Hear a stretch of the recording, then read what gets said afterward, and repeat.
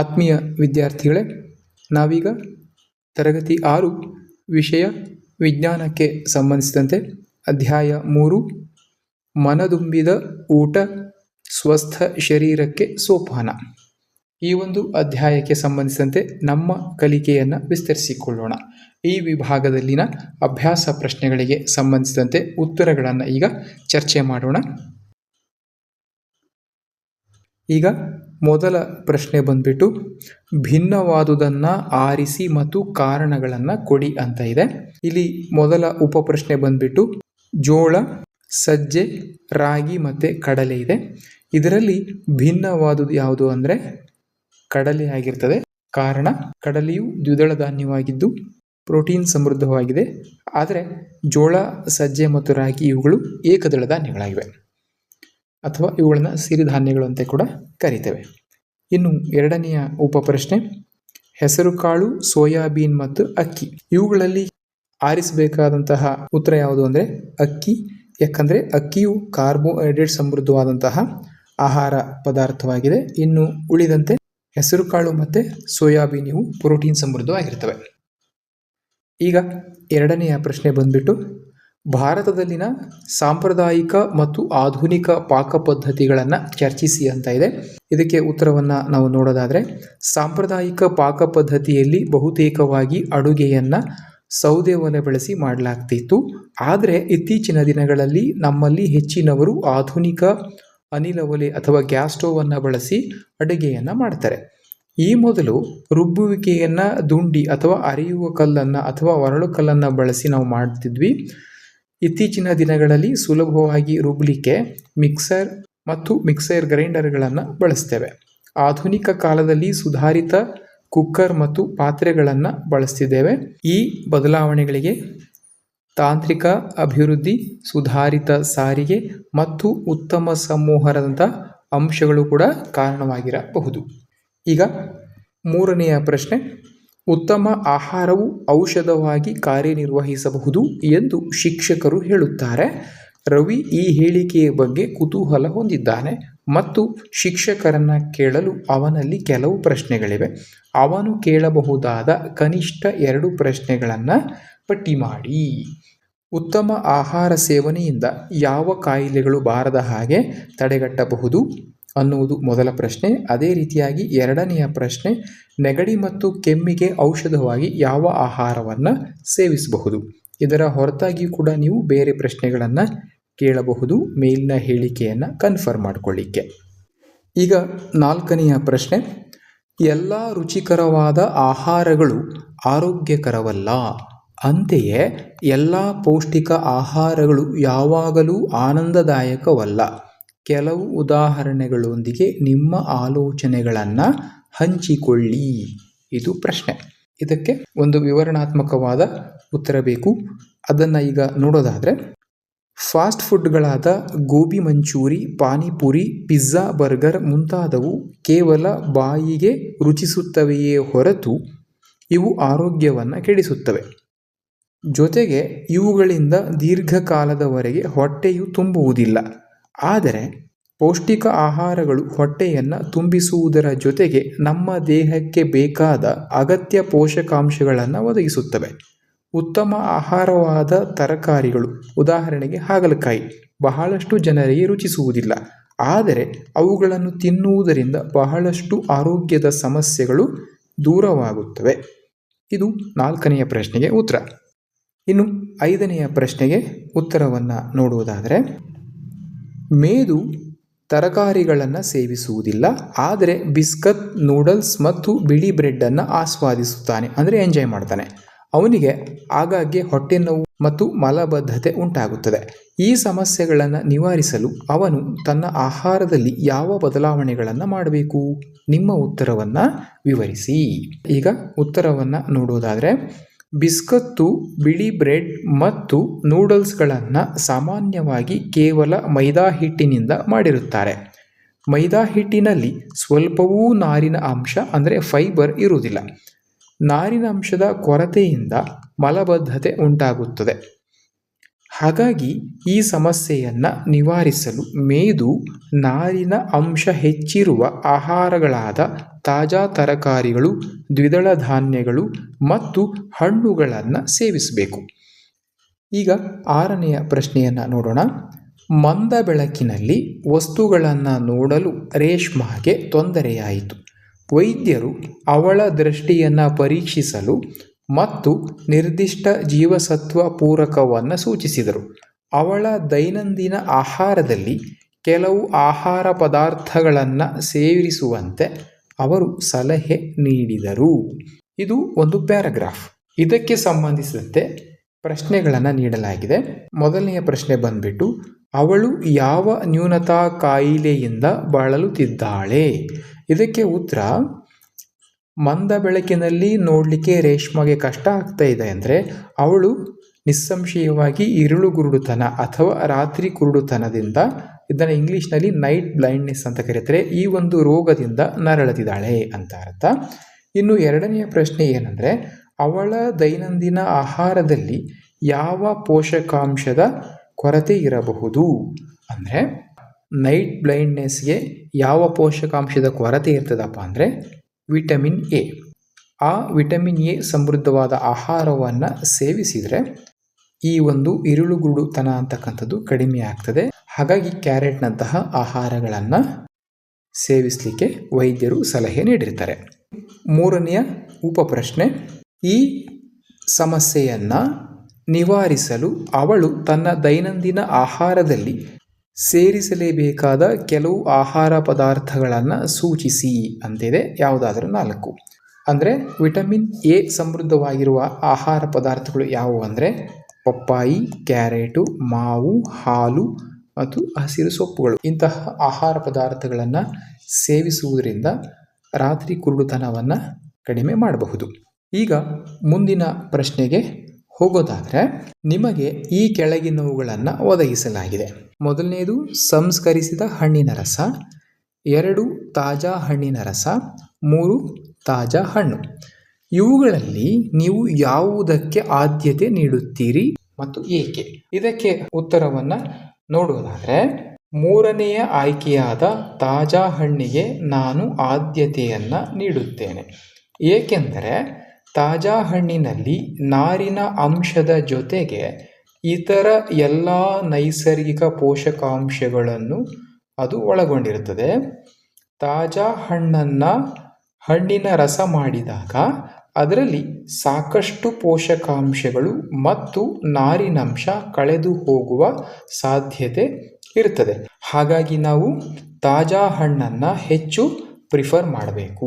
ಈಗ 8ನೆಯ ಪ್ರಶ್ನೆಗೆ ಹೋಗೋಣ. ಗೌರವ್ ಅವರ ಕಾಲಿನ ಮೂಳೆ ಮುರಿತವಾಗಿದೆ. ಅವರ ವೈದ್ಯರು ಮೂಳೆಗಳನ್ನು ಜೋಡಿಸಿ ಪ್ಲಾಸ್ಟರ್ ಹಾಕಿದರು. ವೈದ್ಯರು ಅವರಿಗೆ ಕ್ಯಾಲ್ಸಿಯಂ ಮಾತ್ರೆಗಳನ್ನು ಸಹ ನೀಡಿದರು. 2ನೇ ಭೇಟಿಯಲ್ಲಿ ವೈದ್ಯರು ಕ್ಯಾಲ್ಸಿಯಂ ಮಾತ್ರೆಗಳೊಂದಿಗೆ ಜೀವಸತ್ವ ಡಿ ಸಿರಪ್ಪನ್ನು ಕೂಡ ನೀಡಿದರು. ಹಾಗಾದರೆ ಈ ಕೆಳಗಿನ ಪ್ರಶ್ನೆಗಳಿಗೆ ಉತ್ತರಿಸಿ. ಮೇಲಿನ ಪ್ಯಾರಾವನ್ನು ಅರ್ಥೈಸಿಕೊಂಡು ನೀವು ಕೆಳಗಿನ ಪ್ರಶ್ನೆಗಳಿಗೆ ಉತ್ತರವನ್ನು ನೀಡಬೇಕು. ಮೊದಲ ಪ್ರಶ್ನೆ ಏನಂದರೆ, ವೈದ್ಯರು ಗೌರವ್ಗೆ ಕ್ಯಾಲ್ಸಿಯಂ ಮಾತ್ರೆಗಳನ್ನು ಏಕೆ ಕೊಟ್ಟರು? ಇದಕ್ಕೆ ಉತ್ತರವನ್ನು ನೋಡೋದಾದರೆ, ಏಕೆಂದರೆ ಕ್ಯಾಲ್ಸಿಯಂ ಖನಿಜವು ನಮ್ಮ ದೇಹದಲ್ಲಿನ ಮೂಳೆಗಳು ಮತ್ತು ಹಲ್ಲುಗಳನ್ನು ಆರೋಗ್ಯಕರವಾಗಿಸಲು ಸಹಾಯ ಮಾಡುತ್ತೆ. ಜೊತೆಗೆ ಮುರಿದ ಮೂಳೆಗಳು ಗಟ್ಟಿಯಾಗಲು ಹಾಗೂ ಹೊಸದಾಗಿ ಬೆಳೆಯಲು ಕ್ಯಾಲ್ಸಿಯಂ ಅಗತ್ಯವಾಗಿರುತ್ತದೆ. ಇನ್ನು 2ನೆಯ ಪ್ರಶ್ನೆ, 2ನೇ ಭೇಟಿಯಲ್ಲಿ ವೈದ್ಯರು ಕ್ಯಾಲ್ಸಿಯಂ ಮಾತ್ರೆಗಳ ಜೊತೆಗೆ ಜೀವಸತ್ವ ಡಿ ಸಿರಪ್ಪನ್ನು ಏಕೆ ನೀಡಿದರು? ಈ ಒಂದು ಪ್ರಶ್ನೆಗೆ ಉತ್ತರವನ್ನು ನೋಡೋದಾದರೆ, ಕೇವಲ ಕ್ಯಾಲ್ಸಿಯಂ ಸೇವಿಸಿದರೆ ಸಾಲದು. ಆ ಕ್ಯಾಲ್ಸಿಯಂ ಅನ್ನು ದೇಹವು ಹೀರಬೇಕಾದರೆ ಜೀವಸತ್ವ ಡಿ ಅಂದರೆ ವಿಟಮಿನ್ ಡಿ ಸಹಾಯ ಬೇಕೇ ಬೇಕು. ಹಾಗಾಗಿ ನಾವು ಬೆಳಗಿನ ಬಿಸಿಲಿಗೆ ನಮ್ಮ ಮೈಯನ್ನು ಒಡ್ಡಬೇಕು, ವಾಕ್ ಮಾಡಬೇಕು ಅಂತಕ್ಕಂಥದ್ದನ್ನು ವೈದ್ಯರು ಸಲಹೆ ನೀಡೋದು. ಈಗ 3ನೆಯ ಪ್ರಶ್ನೆ, ಔಷಧಿಗಳನ್ನು ನೀಡುವಲ್ಲಿ ವೈದ್ಯರು ಮಾಡುವ ಆಯ್ಕೆಗಳ ಬಗ್ಗೆ ನಿಮ್ಮ ಮನಸ್ಸಿನಲ್ಲಿ ಯಾವ ಪ್ರಶ್ನೆಗಳು ಉದ್ಭವಿಸುತ್ತವೆ? ನೋಡಿ, ಈ ಉತ್ತರದಲ್ಲಿ ಕೂಡ ನೀವು ಪ್ರಶ್ನೆಗಳನ್ನು ಬರೀಬೇಕು. ಯಾವ ಪ್ರಶ್ನೆಗಳು ಹಾಗಾದರೆ? ಮೊದಲ ಪ್ರಶ್ನೆ ಬಂದ್ಬಿಟ್ಟು, ನಮ್ಮ ದೇಹದಲ್ಲಿ ನಿರ್ದಿಷ್ಟವಾಗಿ ಯಾವ ಪೋಷಕಾಂಶದ ಕೊರತೆ ಇದೆ ಎಂದು ವೈದ್ಯರಿಗೆ ಹೇಗೆ ನಿಖರವಾಗಿ ತಿಳಿಯುತ್ತದೆ? ಇನ್ನು ಎರಡನೆಯ ಪ್ರಶ್ನೆ, ಒಂದು ಪೋಷಕಾಂಶದ ಕೊರತೆಯನ್ನು ನೀಗಿಸಲು ಅದಕ್ಕೆ ಪೂರಕವಾದ ಇನ್ನೊಂದು ಪೋಷಕಾಂಶವನ್ನು ವೈದ್ಯರು ಹೇಗೆ ಅರಿತು ನೀಡುತ್ತಾರೆ? ಈ ರೀತಿಯಾದ ಕುತೂಹಲಕಾರಿ ಪ್ರಶ್ನೆಗಳನ್ನು ನೀವು ಕೇಳಬಹುದು. ಈಗ ಮುಂದಿನ ಪ್ರಶ್ನೆಗೆ ಹೋಗೋಣ. ಪ್ರಶ್ನೆ 9, ಸಕ್ಕರೆ ಕಾರ್ಬೋಹೈಡ್ರೇಟುಗಳಿಗೆ ಒಂದು ಉದಾಹರಣೆಯಾಗಿದೆ. ಸಕ್ಕರೆಯನ್ನು ಅಯೋಡಿನ್ ದ್ರಾವಣದಿಂದ ಪರೀಕ್ಷಿಸಲಾಗುತ್ತದೆ, ಆದರೆ ಅದು ನೀಲಿ ಕಪ್ಪು ಬಣ್ಣಕ್ಕೆ ಬದಲಾಗುವುದಿಲ್ಲ. ಇದಕ್ಕೆ ಸಂಭಾವ್ಯ ಕಾರಣವೇನಿರಬಹುದು? ಇದಕ್ಕೆ ಉತ್ತರವನ್ನು ನೋಡೋದಾದರೆ, ಸಕ್ಕರೆಯು ಒಂದು ಸರಳ ಕಾರ್ಬೋಹೈಡ್ರೇಟ್ ಆಗಿದ್ದು ಅದರಲ್ಲಿ ಪಿಷ್ಟ ಅಂದರೆ ಸ್ಟಾರ್ಚ್ ಇರೋದಿಲ್ಲ.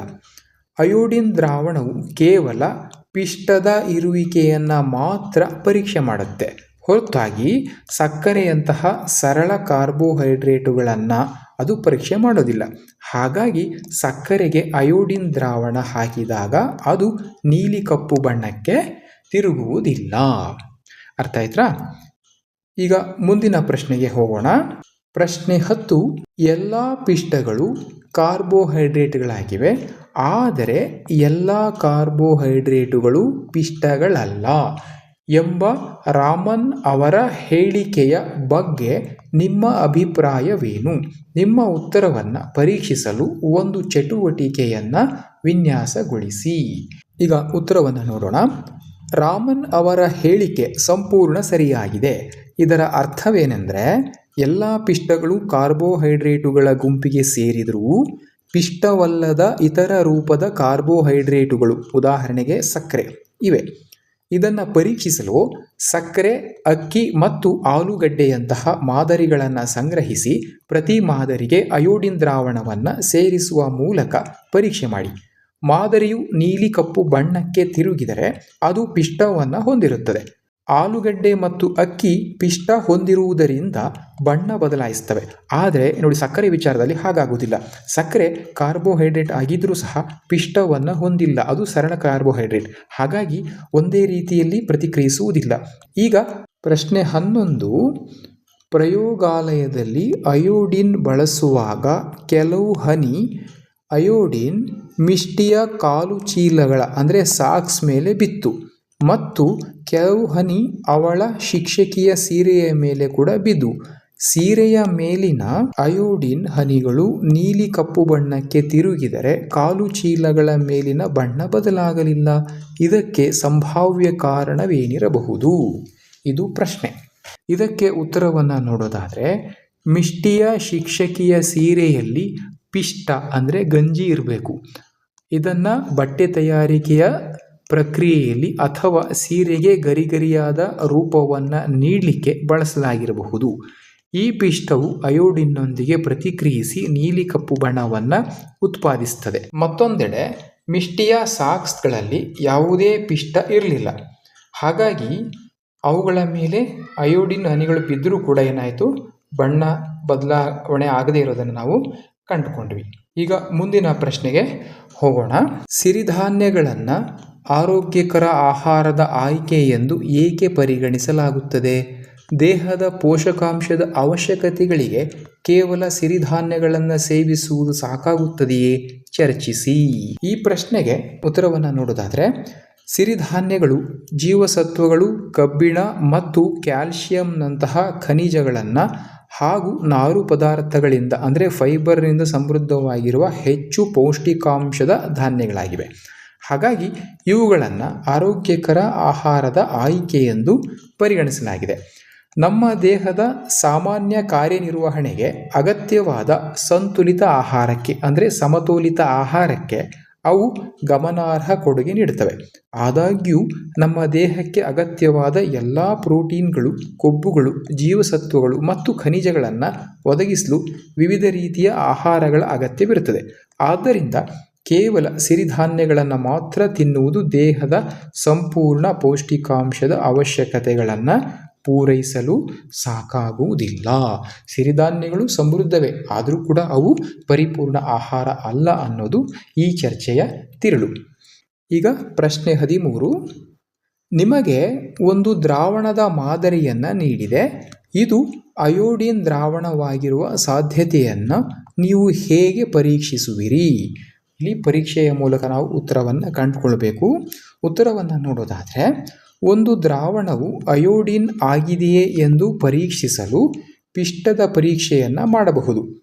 ಆಲೂಗಡ್ಡೆ ಅಥವಾ ಬ್ರೆಡ್ನ ಹೋಳುಗಳಂತಹ ಪಿಷ್ಟವನ್ನು ಹೊಂದಿರುವ ಆಹಾರ ಪದಾರ್ಥದ ತುಂಡನ್ನು ತೆಗೆದುಕೊಳ್ಳಿ. ನಿಮಗೆ ನೀಡಲಾದ ದ್ರಾವಣದ ಕೆಲವು ಹನಿಗಳನ್ನು ಆ ಆಹಾರ ಪದಾರ್ಥದ ಮೇಲೆ ಹಾಕಿ. ದ್ರಾವಣವು ಅಯೋಡಿನ್ ಆಗಿದ್ದರೆ ಅದು ಆಹಾರದಲ್ಲಿನ ಪಿಷ್ಟದೊಂದಿಗೆ ಪ್ರತಿಕ್ರಿಯಿಸುತ್ತದೆ ಮತ್ತು ನೀಲಿ ಕಪ್ಪು ಬಣ್ಣಕ್ಕೆ ತಿರುಗುತ್ತದೆ. ಈ ಬಣ್ಣದ ಬದಲಾವಣೆಯು ದ್ರಾವಣವು ಅಯೋಡಿನ್ ಆಗಿದೆ ಅನ್ನೋದನ್ನು ಖಚಿತಪಡಿಸ್ತದೆ. ವಿದ್ಯಾರ್ಥಿಗಳೇ, ಇದುವರೆಗೆ ನಾವು ಅಧ್ಯಾಯ 3 ಮನದುಂಬಿದ ಊಟ ಸ್ವಸ್ಥ ಶರೀರಕ್ಕೆ ಸೋಪಾನ ಈ ಒಂದು ಪಾಠಕ್ಕೆ ಸಂಬಂಧಿಸಿದ ಅಭ್ಯಾಸ ಪ್ರಶ್ನೆಗಳಿಗೆ ಉತ್ತರಗಳನ್ನು ಚರ್ಚಿಸಿದ್ವಿ. ಈ ವಿಡಿಯೋ ಇಷ್ಟವಾದರೆ ಒಂದು ಲೈಕನ್ನು ಮಾಡಿ ಮತ್ತು ನಿಮ್ಮ ಸ್ನೇಹಿತರಿಗೂ ಕೂಡ ಈ ವಿಡಿಯೋವನ್ನು ಶೇರ್ ಮಾಡಿ. ಹಾಗೂ ನೀವಿನ್ನೂ ನಮ್ಮ ಚಾನಲ್ಗೆ ಸಬ್ಸ್ಕ್ರೈಬ್ ಆಗಿಲ್ಲ ಅಂದರೆ ದಯವಿಟ್ಟು ಸಬ್ಸ್ಕ್ರೈಬ್ ಆಗಿ. ಮುಂದಿನ ವಿಡಿಯೋದಲ್ಲಿ ಮತ್ತೆ ಭೇಟಿಯಾಗೋಣ. ನಮಸ್ಕಾರ.